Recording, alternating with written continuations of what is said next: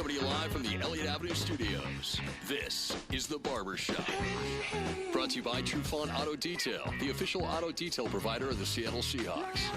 And by the Trufant Family Foundation, an organization aimed at improving the community one kid at a time. With Marcus Trufant, here's T. Holla. Hey, what's up, everybody? Welcome back to another episode of The Barbershop Show. My name is Terry Holloman, a.k.a. T. Holla. And yes, it's Marcus Trufant. What up? And we are back at it again. Thank you here for joining us. This episode of The Barbershop is brought to you by Home Trust Financial there in Kirkland, Washington. Our friend Rich Hunt taking care of you like he always does. Always, every single day. If you need a mortgage, give him a call. He is more than equipped to take care of you. Just remember, let him know that the Barbershop sent you. That's right, the Barbershop sent you. Barbershop has a lot of stuff going on. True's been a hell of a 7 days since we last were in here recording this show. The Seahawks lost a tough one, man, down there in Los Angeles. We're going to talk about that tonight. And a record-breaking deal went down in Major League Baseball today. We're going to discuss that. The New England Patriots back at it again. You know how they do it, man. If you ain't cheating, you ain't trying, True. You ain't trying. That's true. So we're going to talk about that. And tonight we're going to do some blank stare news, too, as well, man, True. Like I said, it's been a hell of a 7 days since we were last in here, man. What's good with you, man? Man, you know me. It's that season, T. It's not just football season. It's not just basketball season. But it is competitive cheer season. Oh, no. In the Trufant household. So, competitive cheer season. Yeah, so it's going down, man. We had a cheer competition this past weekend. Was down in Portland, Oregon. The girls showed out. They did their thing. My youngest daughter, Cassidy, this is her first year, and she is a flyer, so I'll break it down. Wait, yeah. Give me the business. What's a flyer? The flyer is the young lady that's on the top of the pyramid, the lady that gets tossed up in the air and does all the cool stuff and got to smile and do all the flashy stuff. So she's shining right now. Wait a minute. Before you go any further, man, what is it like to watch? I know you're a protective father. Right. To see your little baby girl getting thrown all up in the air and the risking life and limb. Well, they kind of let them crawl before they run. Okay. So, they ain't throwing them too high. And on that first level, you can't even leave the ground. Right. Really. But she's getting tossed around a little bit. But she's doing the thing. Everybody's doing well. Everybody had a good showing. First and second place, et cetera, et cetera. The girls is doing their thing. No, but I say that to say, and I continue to say it, I am the chauffeur of children. I'm the Uber driver dad. That's what I do. Uber, yes. The underpaid, underappreciated dad. So I had to fly in here actually to make the show work. But so that's all I do, T. I drive and I pick up kids and I eat. But it's going to be from time to time you find the time to eat and stuff like that. You know what? It's a good deal though, man. You spending quality time with the kids. You showing support. Yeah, they doing something true. Positive. That's a good thing. Yeah, but are you still dancing? Because I remember a couple of years ago when your other daughter was doing it, I saw a video of you just getting down with the music. Is that still happening or no? You know what? What that was, parent come up and do a dance contest thing. So, my daughter kind of pushed me to do it, so I couldn't let her down. So, of course, I took first place. Well, naturally. So, if I'm a step, hey, man, I'm going to show out. So, Twinkle Toes Trufant. That's what they used to call you. There you go. I don't believe it. Nah. Hey, it is that season, right? But you know what other season it is? Of course, it is Christmas. And as we are recording this show, it is December 12th, which means Christmas Eve is what? Just 12 days That's away. That's crazy. True? 12 days away, man.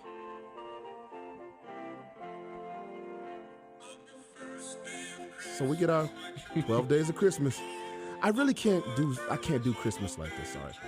I know I said a couple weeks ago on the show, actually last week, that I was trying to get into the Christmas spirit, and it was tough because there was just so much negativity going on in the world. We have these impeachment hearings going on. We have rappers ODing. We got guys getting shot. It's just bad news out here, and it's been tough. So I tried to switch my radio station over to the Christmas songs. Okay.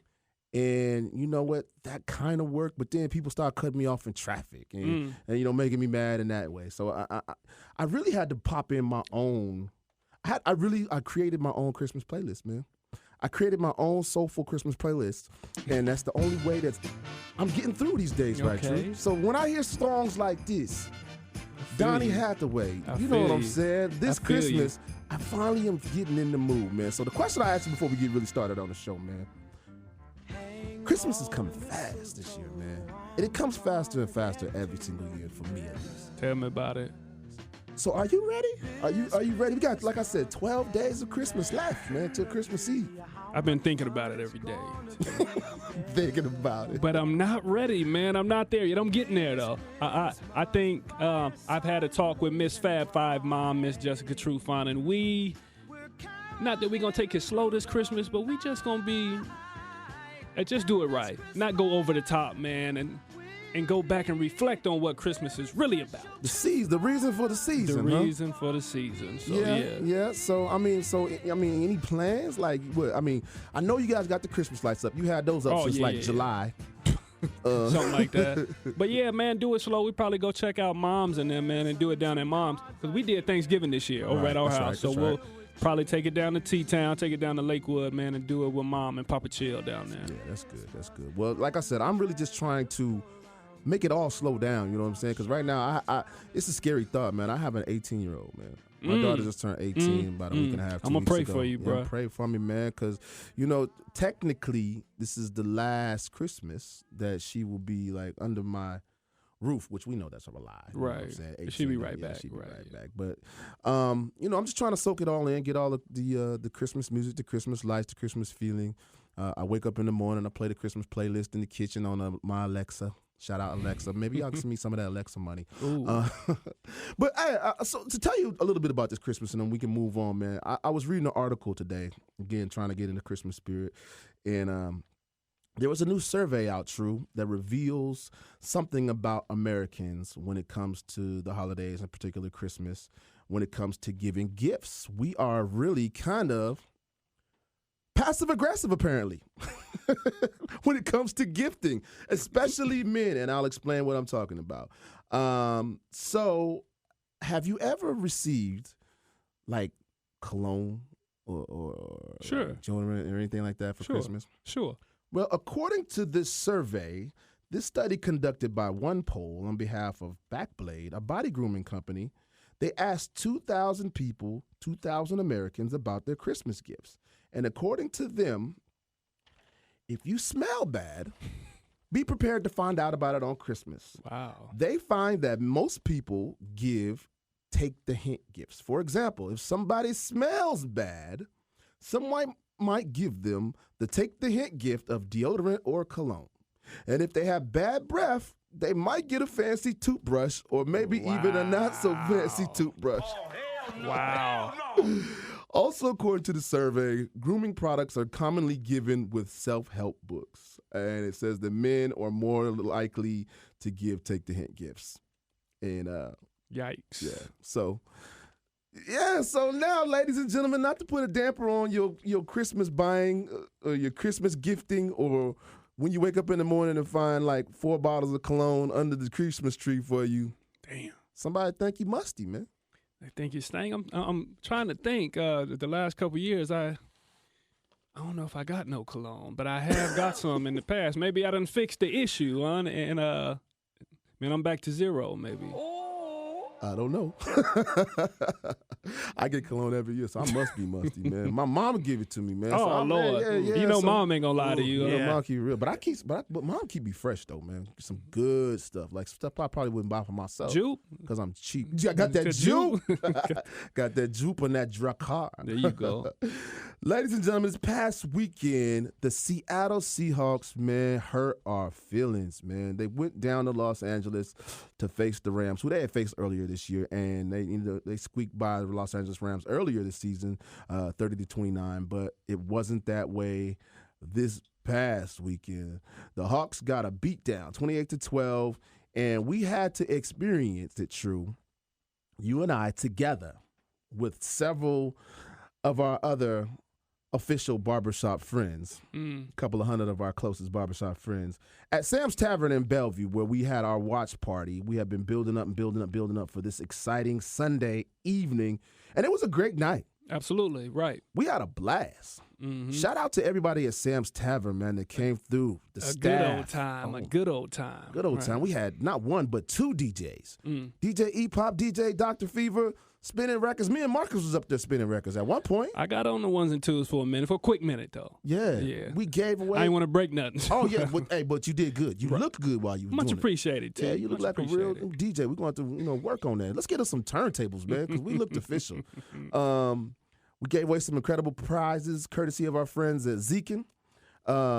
Apple Watches, Beats headphones. Man, it was just like the party was out of control. It was going down, right.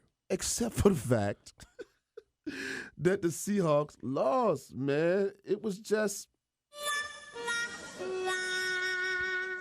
never close, True. It was just never close.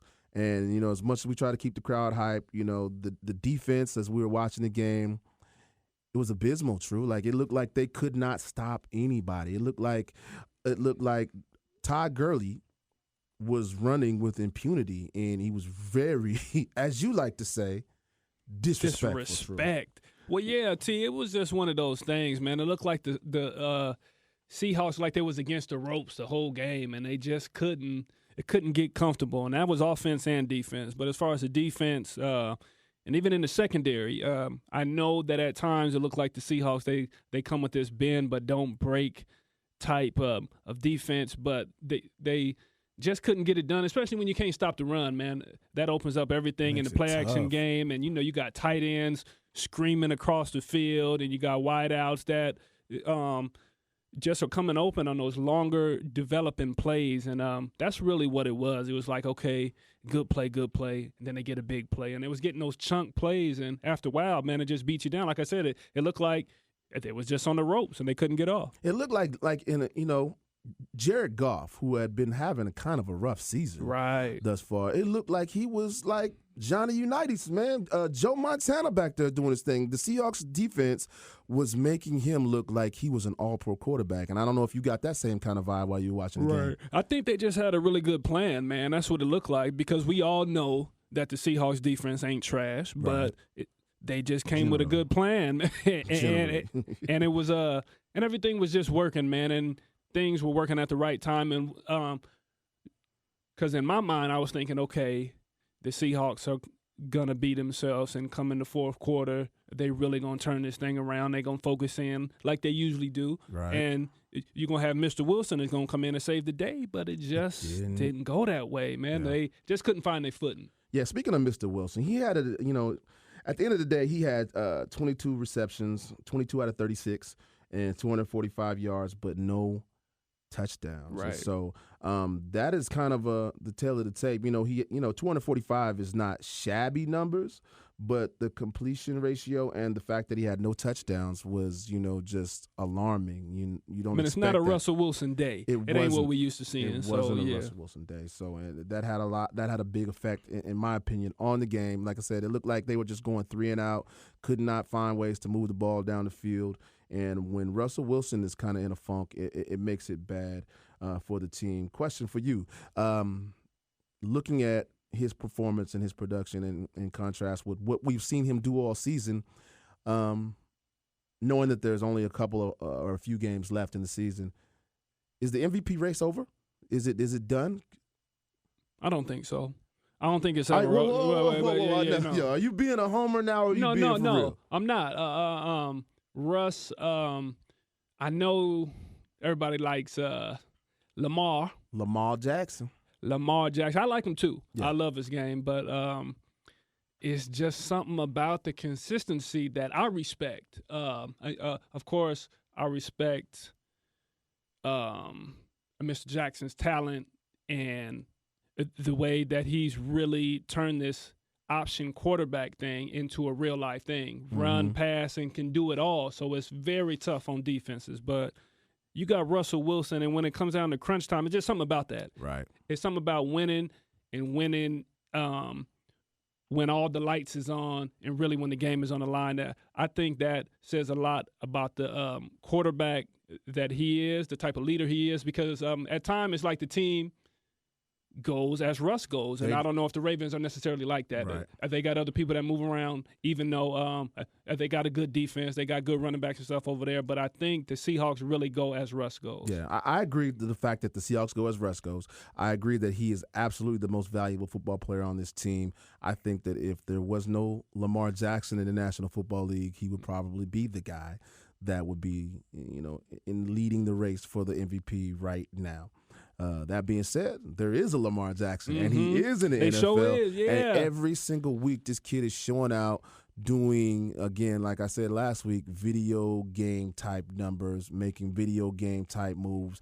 He's making grown men, not just grown men, grown professional athletes who train 12 months out of the year, making them look foolish. And he's making a lot of experts and critics look foolish. A lot of people that said, hey, this kid is going to be a wide receiver, or he's going to fizzle out. He doesn't have the arm talent. He doesn't or need have to switch to running back or some foolishness like that. Exactly. He doesn't have the mental capacity. He doesn't have the ability to make the reads and all that stuff. And he's doing all those things on top of running the ball and making people look foolish. So, and he's a great team guy. He is. The team that he's on, they got mad love for this dude, and that's big. Yeah. I think that's really helping the team. It's helping the city. It's helping the community. It helps everything to see that, to see him in a positive light like that and be the leader of the team, be the face of the team. And more than that, more than just Baltimore fans, I think that he's, again, a good role model for young people out there that watch football. You look at this kid, and he's doing everything the right way. I hope I'm not putting a jinx on this kid, because I really do think he's a good kid. Right. You see, he's got that old country boy type, down home type of swag about himself. And he goes out every single week, plays great football. You never hear anything about him off the field. You just hear about him leading his team to a place that they haven't been in a while. And he's doing a very good job of it. And he's giving kids, young people, in my opinion, something to be excited about when they watch football. Someone. I mean, it's been a long time. I'm trying to think of who in my mind would have been the last real superstar in the National Football League that we've looked at and said, this young man is unstoppable. This is the kind of kid we should see on a Wheaties box. This is the kind of kid that we should have on, maybe Patrick Mahomes. Right. Maybe Patrick Mahomes last couple of seasons. But I think Lamar Jackson is taking that mantle and run with it. So going back to the Seahawks, and they lost last weekend versus the Rams, not only did they lose the game, they lost running back Rashad Penny, and he's gone for the season with I believe it's a torn ACL. And it's unfortunate because he has started to really come into his own this season, and he was running hard, running well, and the 1-2 combination with him and Carson was working to perfection, and now he's done. So now we have to look at the Seahawks going next man up. So does that still hold true? I mean, it's always been the motto since we've been doing this show, Tru. Right. Well, as long as Pete Carroll and that has been running the program, next man up, next man up. Well, I think the next man up thing is always there, and that's what good teams do. When a guy goes down, the next guy steps up, and you find a way to weather the storm until they get back, or just until things, I guess, kind of figure themselves out. But Penny, it's just unfortunate, and some guys are just unlucky like that. There's nothing that you can really put your finger on. It's not about his training. I don't think it's about his weight, or it's some people are just made up like that. It's just dumb luck, really. Because especially when you're playing these positions where you have like sudden changes, changes in direction, shifting. Guys like cornerbacks. Right. Cornerbacks, you have to shift and turn and twist all the time, right? Anything, you got to think about this. It's just a little ligament, man. It's just like a little itty-bitty ligament that's holding your leg together, holding the top half of your leg, keeping it attached to the bottom half of your leg, and just making these sudden movements. And I remember watching some of those old. What's that thing that you did once upon a time? The sports science type sports of deal. science, right? Where what did you do? You raced a car. What did you do? I was faster than a Corvette going backwards. Wait That a- was young Tru.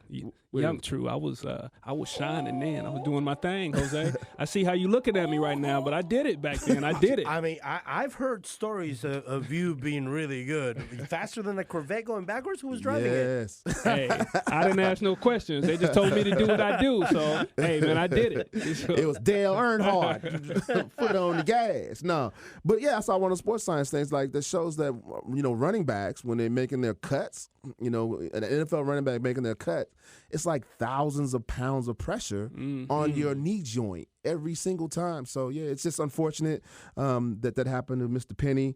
Again, wishing him the best, hoping he comes back stronger next year, and I'm sure he will. But the next man up, man, is going to have to be C.J. Prosise. And we know he's had some issues with injuries during his entire career here, so we'll see how that pans out. Next man up after him is a young guy, rookie, Travis Homer, running back that they picked up this last spring in the last draft out of Miami in the 6th round. So we will see what's up with these Seahawks and with their running game and if they can pull things back together at the end of the season. They got Carolina up next. They got to go down there. Even though Carolina is struggling this season, they're 5-8. They got no Cam Newton. But they can be dangerous. They have Christian McCaffrey, who is the leading rusher in the National Football League. So things could happen down there. The Seahawks do have to be, wary of when Mr. McCaffrey has the ball. Yeah, but they're also auditioning for their jobs right now, right? I mean, most of these players, there's a new coach in town. Yeah. So you got to factor that in now. And you play the game, and did you ever go through a transition where there was a new coach coming in? Absolutely, yeah. We went through the transition with Jim Moore. A lot of people like to forget that year, but that was one of those years where it was a rough season. And that was the first year that we were at the new complex. Okay. So that was kind of the thing that coming down from Kirkland, we get these brand new facilities. Are we spoiled? Yeah. I guess are we thinking we're better than we are? Down there on the water and all that kind of stuff. But yeah, guys, people are walking around nervous. Yeah. You really don't know what tomorrow is going to be, so you got to put your best foot forward. So you talk about stuff like the wounded dog and all that kind of stuff. So I think the Seahawks do have to be worried about that, but they're definitely a much better team. If they come in, focus, and then do what they're supposed to do, I'm not really worried about the game. So is that a real thing, though? I mean, that's kind of what I want to understand. If there's a new coach in town, are you auditioning? Obviously, in the NFL, you audition for your job every game. Right. But did you sense other players or yourself having that type of pressure? I think it's just an unsaid kind of thing. And you go through it, and you know that, of course, that the game is a business. I mean, it's of course it's fun and games when you're in the meetings and you laugh and joke in the locker room and all that kind of stuff. But if you're not winning, then you see what they did to the coach. So the players are the same way. So, you got to always go out, put your best foot forward. But, again, I will repeat, I'm not saying that Carolina should have a chance against the Seahawks. I know that they're coached well and they have the right mentality, so they're just going to go in there and take business. But again, they cannot take this game lightly because the Seahawks were supposed to beat the Rams this past weekend. So, as you know, Tru, better than anybody that's in this room, it's the National Football League, and on any given Sunday, anything can happen. We don't expect it to happen, but be cautious when you go down there in Seattle. Don't take your foot off the gas. We got a few games left in the season. You want to finish off strong. We want to have, hopefully, some home games here, some home playoff games in Seattle. You got to come back home after you play Carolina and face the Cardinals, who are also struggling. And then, of course, end off the season with the 49ers. And we hope everything ends up good for these Hawks, man. Lots of fun for everybody involved in the city when the Hawks are winning, man. You're listening to The Barbershop, brought to you by Home Trust Financial in Kirkland, Washington. If you're looking for a home loan, financing, home equity line of credit, go and ask for Rich Hunt at Home Trust Lending in Kirkland, Washington. Yeah, just give him a quick call. Phone number 206-409-5273. He's creating clients for life through education and trust. NMLS number 1761573. Tru, I got to ask you a question, man. Mm-hmm. Have you been seeing what's going on with these New England Patriots? I've seen a little bit. Yeah, they getting real sneaky and doing their thing as usual. But yeah. It's business as usual in New England, man. The Patriots been cheating again. Oh, hell yes, man. Here's the details. For those of you that have not been paying attention, first of all, we go back to, these guys have been, it's business as usual, man. They had the old fumble gate way back in the day when Tom Brady fumbled the ball against Jose's Raiders. You better see Wood play, right? With the fumble the ball, but it was ruled the Tuck rule? The Tuck rule gate. So they made their way to the Super Bowl that year. Then, there's been so many. There was the original Spygate. There was Deflategate. And now we are at it again, another Spygate. So this is what happened. During Week 16 of this season, the Patriots sent a video team down to Cleveland to film a documentary on an advanced scout, a scout that goes before and watches the game and, comes back and tells, Coach Belichick what he saw on the opposing team, just, normal business, right? They send a video team down to create this documentary that they do. And it was while the Browns were playing the Bengals Week 14, and the Bengals were going to play the Patriots the following week. So there's this online documentary that the Patriots do called Do Your Job. It's a series that exists on the Patriots website, and they sent this film crew down there to document their scout and watch what he does during the course of a week, right? So they hired a third-party video contractor to go down with this scout to Cleveland. They got credentials, and they were filming the actual sideline of the Bengals for almost an entire quarter of the game. Weren't videotaping the quote-unquote scout.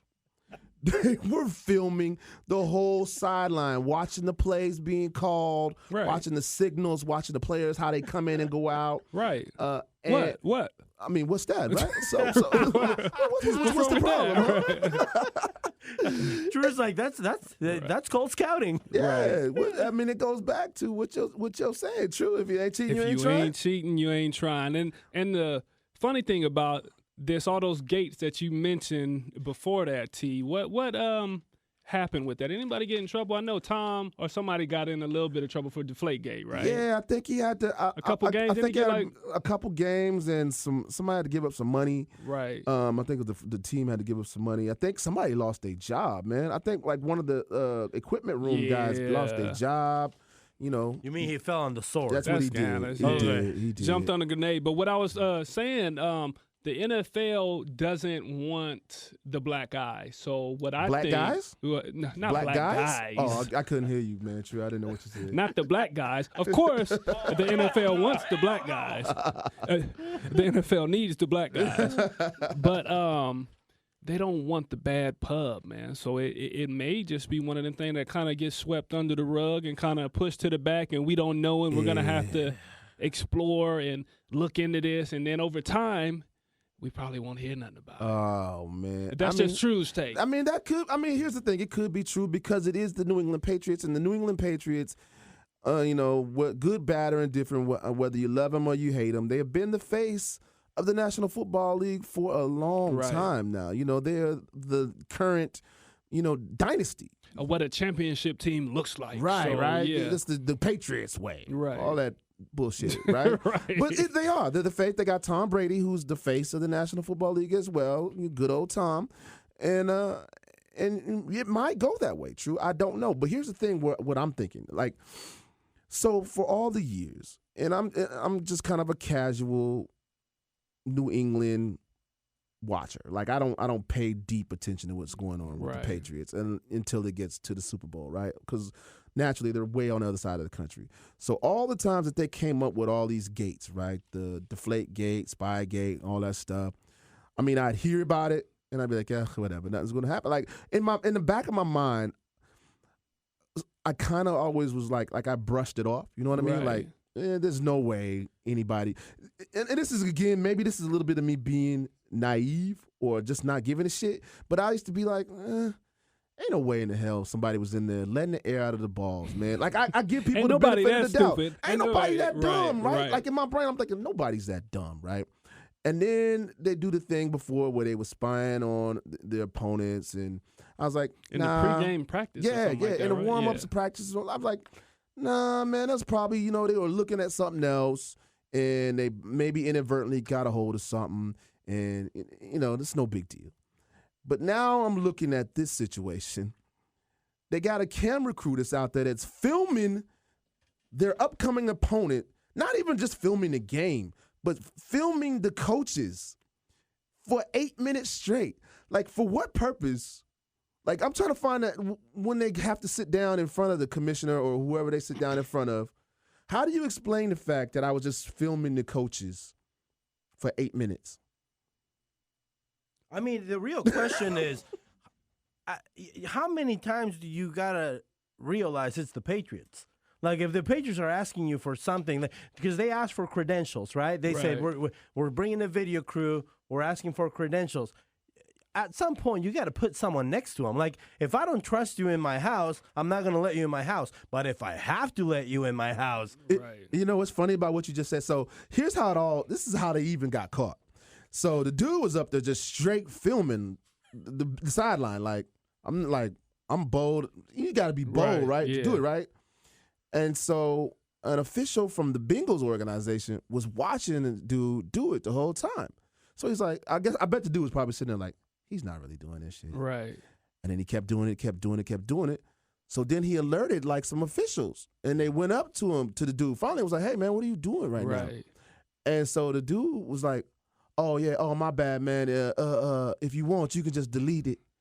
Come on. Come on. So you doing wrong, man. You done got caught with your hand in a cookie jar. Hey, man, my bad. You can delete it if you want to. No, you caught. What's the and I don't know if anybody has looked it up, but what's the actual rule or what can't you do? Because to my knowledge, defensive coordinators, offensive coordinators, they change the signals because people steal your signals. People do this, people do that. So what is the actual rule? And like I always say, if you ain't cheating, you ain't trying. People trying to steal your signals anyway. So what is the actual rule? And I know you're not even really supposed to have video cameras in the stadium during the game anyway. So I'm not even sure how they did that. Maybe because it is the Patriots. Well, that's what we were alluding to. So they applied for credentials, right? Ahead of time. They applied for credentials to do this documentary to follow their scout around. But you got to stay within those guidelines. Yeah. Allegedly, yeah. So I don't think that they are so. And again, I don't know for sure. I'm just assuming based on how stuff has been done in the past and how I've observed it, that they're not going to just allow an opposing team to come in and videotape a live football game of their opponents in the National Football League. Everything is recorded anyway. That's my point. But everything is property of either the NFL or the team and then the NFL, right? So every piece of video that's shot in the building is either through licensing through the NFL or a team. So what you're saying, what Terry is saying is you can't be that dumb. You can't be. But somebody obviously is that dumb or that bold. I mean, it's bold. And it's a lot of bold. Or do you think it's dumb? Because I'm willing to give him the benefit of the doubt. Well, I thought I was. That's what my point was a minute ago when I said, maybe they were dumb in the past. Nah, it was on purpose. Yeah. This is the TMZ generation. So he's trying to get a snippet of something. Like you said, the guy that he was supposed to be filming wasn't even on the video, right? Right. They just had 8 solid minutes. 8 solid minutes of the coaching staff calling signals and players coming in and out, how they substitute and all that good stuff. Yeah, so we'll see how this pans out. Go Patriots! Go Patriots! All right, man. like you said, like I said, when the dude walked up to him and was like, "Hey man, what are you doing right now, man? Why are you filming this right now?" But it was like, you can see though, right? I'm legally blind. I can see barely. Wow. So again, we'll see what happens with that nut chin. You nut probably chin. Right. We'll see. Hey. Something happened, Tru, just this past couple of days, man, and this is absolutely crazy to me. In Major League Baseball, I know we don't follow a whole lot of baseball, but we follow it when stuff like this happens, man. Mm-mm. Pitcher Gerrit Cole, formerly of the Houston Astros, just signed. Cheating ass Houston Astros. Well, did they win? Yeah, but they also just got caught cheating. Did they get caught cheating too? Yeah. Cheating But they won, right? But they won. but they won. Scoreboard, right? Yeah. Yeah, man. So the pitcher, the ex-pitcher of the Astros, Gerrit Cole, he's now the ex-pitcher because he has just signed a 9-year deal with the New York Yankees.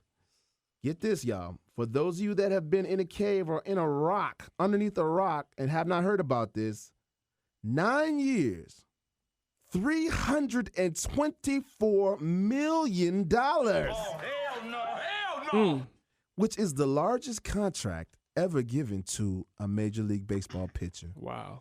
Bro, this contract is not only fully guaranteed, but there's a no-trade clause, which means they can't trade this dude. Like, if he gets out there and it sucks, you just got to suck it up. You just got to eat it. Huh? You got to swallow that pill, that $324 million because pill. all baseball contracts are guaranteed. That's the thing. Yes, it's fully guaranteed. Even if you're not on the team and you're on the couch at the crib, you'll be getting paid. There's some guys, and you correct me if I'm wrong, Jose, get paid by a couple different teams at one time. Yeah. Right, in certain situations. So this was my question when I saw this, and I needed to talk to a baseball guy. So I'm going to call you our baseball guy, Jose.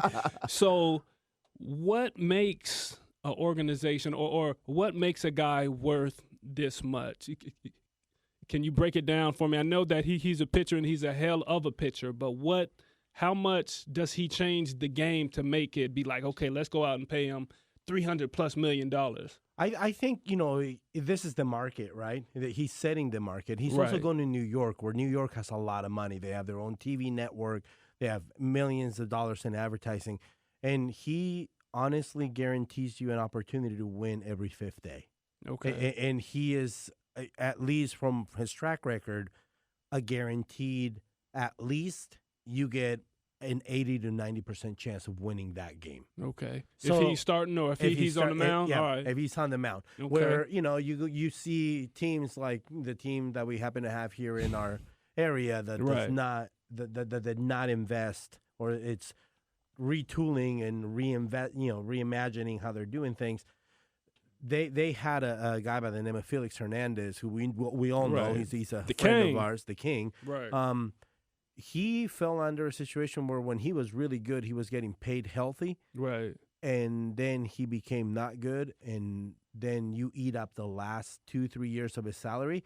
I think, Terry, that might be they might just be buying for the win now. Buy the win within the next 5 years. See how many championships you can get. Now, then the question becomes, it's the Eli question, right? Eli is what, under 500 now, right? He lost his last game, so he's 161 and 162. But he has 2 Super Bowl rings. Mm-hmm. So would you be willing to make an investment of X amount of years with X amount of money for guaranteed 2 chips? Interesting. I guess so. Possibly. Yeah.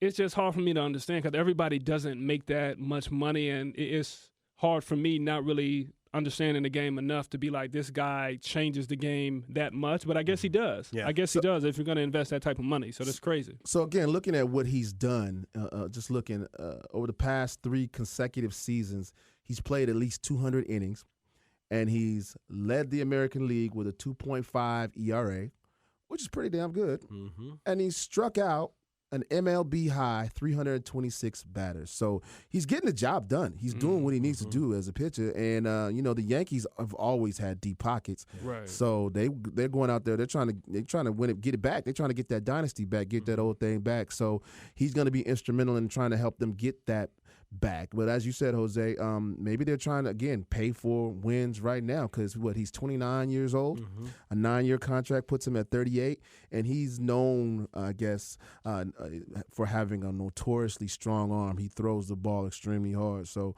is he going to be throwing the same kind of way 5-6 years down the road? We don't know. We will see. Is that a bet you'd be willing to make, though, Terry? I mean, if I had those pockets? If you had the pocket, yeah, that's exactly it, though. Because at the end of the day, sports is about revenue, right? So if I can say, hey, I will get you Marcus to play for your team, he's guaranteed that he takes away a quarter of the field. but we're gonna give him $200 million, but honestly, he's only worth 2 to 3 years. Are you willing to make that investment? If I'm looking at championship, my potential to win a championship in the next couple of years, and I'm looking at the potential to put butts in seats, and I'm looking at the potential to sell merchandise. I'm looking at the potential to, everything that goes along with owning a franchise. I would probably do that. And I think that's what the Yankees are banking on. They're banking on him drawing more people to the Yankees. They're having kids go out there and buy more Yankee hats and jerseys and pull up to Yankee Stadium every single day and see this guy play. And I think that's what they're banking on, and they're probably going to get that. They've notoriously done that. And just to give you guys, just to make this absolutely ridiculous for you guys, to understand what is going on here, breaking it down, what Mr. Cole's contract looks like. If he continues on the same track and the same pace that he had last season, the same kind of productivity, the same number of innings, the same number of pitches and whatnot, he will make $1.9 million per start. $1.09 million. He's going to make over $169,000 per inning. Oh, hell no. Hell no. If he has the same productivity as he had last year, he'll make $110,000 per strikeout.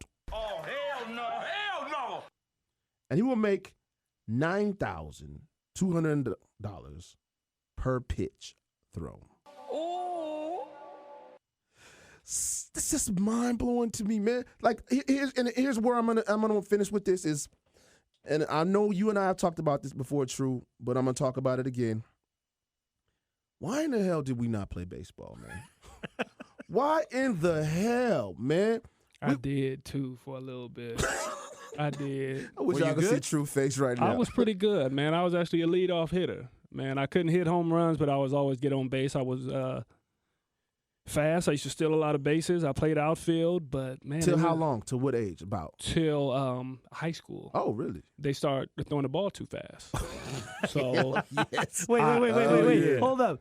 You were a leadoff hitter all the way through middle school. Yeah, through middle school. Bro, I honestly thought you were saying you were a leadoff hitter in high school. No. I started running track in high school, and you know how they do football players. Your coaches want you to do track. But I wanted to play baseball, and I thought about it, but I was like, man, they really throwing heat, and I don't know if I could sit in there like that. Right. I probably could have did it, but I just didn't even I say all that to say, T, that I think I messed up, man. Yeah. I mean, you did okay for yourself, man. I'm doing all right. Yeah. I'm talking about hundreds and 200s and 300. You seen these? And another guy got another $200,000 contract just right before we went on air tonight. So DeGrom, yeah. 250, something like that. 250, man, getting that cheese. So we've talked about it lots of times before, man, and it's just not. And things have changed in baseball a lot over the course of the last 20, 30 years. We don't see a lot of Reggie Jacksons. We don't see a lot of Barry Bonds. We don't see a lot of Kirby Puckett's. We don't see Black American kids playing baseball anymore. Right. As my buddy Walt says, whenever we go to Walter Jones, he comes up to me. He goes, "Hey, that black kid right there, my kind of black or your kind of black?" Yes, there are some of those south of the border black, man. Right. But yeah, we just don't do it anymore. And you know, I don't know whether it's, and again, going back to even your days at Wilson High School, Right. Did your baseball team at the school, were they? I don't. I think it was a guy that kind of straddled the fence, a little bit of black, a little bit of white, but. I mean, I think it's something to be said about that. I know there's programs out there, but baseball has kind of priced out of the inner city. So that's I think a big part of it in the States here. Yeah. A bat is what, $100, over $100, $150 for a bat, a good bat, right. And a glove, and then to get into an organization to get the proper training that you need to be competitive. These guys are playing baseball year round. They're getting trained by. I know we got several training facilities out by where I live, and it's costing thousands of dollars. And to be fair though, and I know we were a little hard on the Mariners for the right reasons. We're fair. They're there are several African American players now on the Right. Mariners, Right, yeah. who are really, especially our guy D. Gordon, who is very interested in ensuring that the black community continues to play baseball. So the Mariners have done a real good job of ensuring that lower income folks get access to baseball. And unfortunately, Tru is absolutely right. It is incredibly stupid expensive to play baseball in America nowadays. Yeah, it's crazy. Yeah.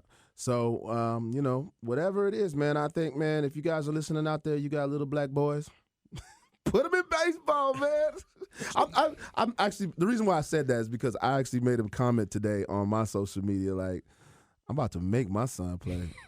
I mean, man, my son don't want to play nothing, but he gonna play some baseball. So forget this. 320? No, I would never do that.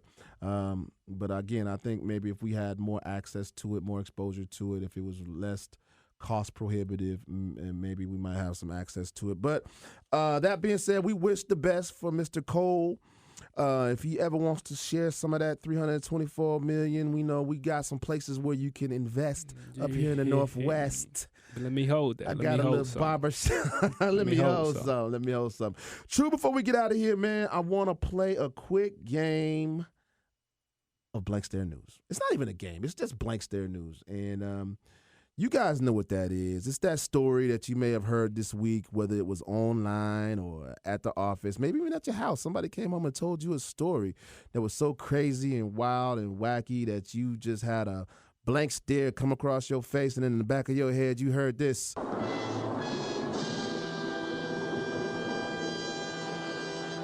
That's the Blank Stare News. True, since it's the season for giving, I thought this was an appropriate Blank Stare News item to talk about. Okay. It was a particular Christmas gift that was given to and from NFL Network reporter Jane Slater. Now, she had been talking to some of her co-workers there at NFL Network about Christmas gifts, particularly the controversy with the Peloton bike and all the stuff that was going on with that, bad Christmas gift ideas and whatnot, right? So she mentioned that she once had a boyfriend get her a Fitbit for Christmas. You guys familiar with the Fitbit?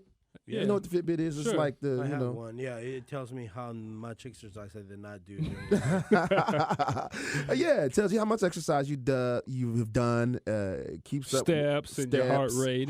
Right. That's right. It keeps up and even with how your, you sleep, too, I think. I right? think it does. Absolutely. Yeah, but definitely keeps up with your steps and your heart rate.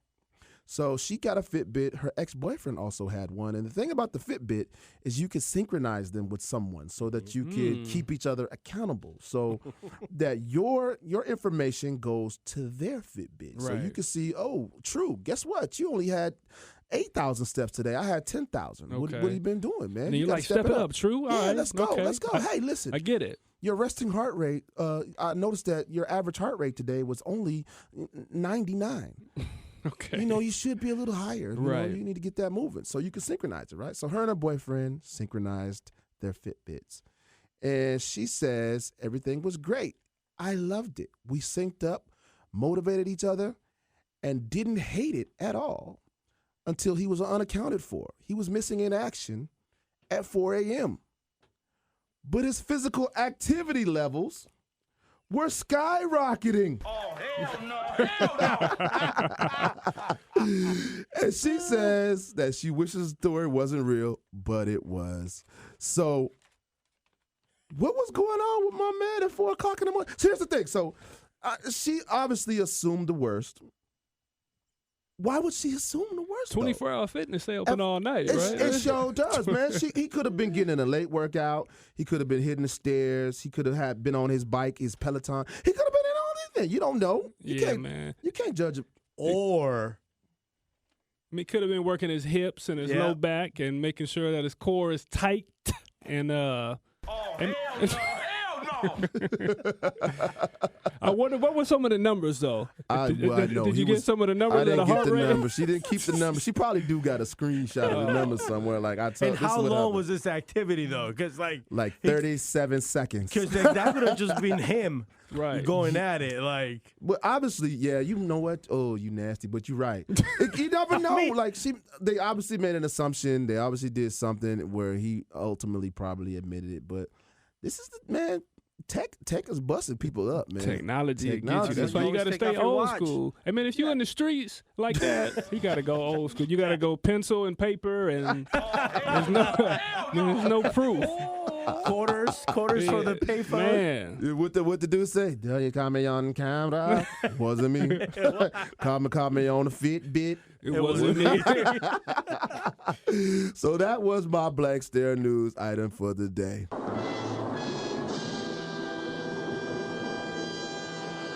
Although I do have another one for you, Tru. What? Real quick. I got another one for you, Tru. And I did this specifically for you. Okay. Because you sent it to me. And you sent it to me. And I have to play it for the rest of the Barbershop listeners out there to enjoy this as well. So I know all of you, none of you have had any interactions with the authorities, a.k.a. the police. I know none of you have had run-ins. I know none of you have been pulled over. You've probably only seen it on cops, but I know you've seen it. Guys or girls getting pulled over, and they're extremely nervous because they probably have some illegal contraband in the car, or they've done something illegal. Well, this particular young man seemed very nervous. And he was very, short with the officer, and you could tell there was something he was hiding. And so the officer went on to ask him, I'm going to give you one more chance to tell me what you're hiding, what's going on. And so I want you guys to listen very carefully because he says it very quietly, but he's going to tell you what's going on. And then, guess what? You're going to jail. So, now here's the last time. No, here's the last time. You got any heroin on you, meth, cocaine? Okay, just tell me what it is. I just got a blunt. Just a blunt? Yeah. That's it. Where's it at? It's in my. Huh? It's in my. It's what? It's in my. I can't hear you. In your butt? You got a blunt in your butt. You got a blunt in your butt. Come on. Wow. Tru, you sent me that. I fell out. I had to send that to you, bro. There's so many questions I have right now to ask, and you guys are gonna have to go on our Twitter page. I'm gonna post a video for y'all so you can see this dude's face. And it was almost like it was scared and shocked. It was and shame.